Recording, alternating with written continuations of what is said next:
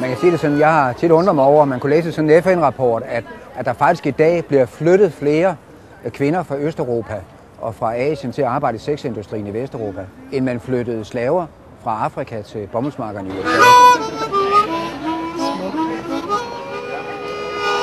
Jeg mener, det er et politisk problem, fordi vi har en blind vinkel, fordi det her, de bliver jo tvunget til det, og det, at vi bruger penge, altså folk, de betaler for det og alt det der, det gør, at vi har en blind vinkel. Der er noget, vi simpelthen ikke ser, fordi vi lever i et samfund, hvor pengene bestemmer alt, og så skal vi også kunne købe os til sex, ligesom alt muligt andet. Og det er simpelthen forkert, og det skal kriminaliseres, og derfor synes jeg, det er i høj grad politisk.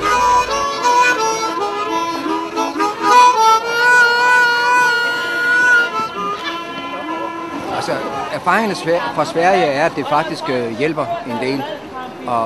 Men ellers så er det rigtigt, at man skal også gøre noget andet. Det er jo i høj grad et socialt problem. Det er i høj grad et spørgsmål om ulighed, som man skal gøre. Også økonomisk ulighed mellem UI-lande, der gør, at der er nogle forældre, for eksempel, der kan finde på at sælge deres ganske unge teenagepiger til sexindustrien i Vesteuropa.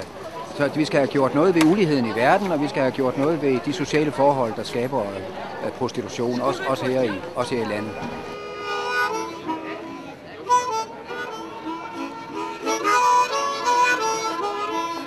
Jeg mener også, det er mindre så at være med til at protestere over, at vi flytter på den måde folk til at arbejde i sexindustrien. Det er jo slaveri, moderne tiders slaveri, og det skal kriminaliseres, og så bruge prostituerede.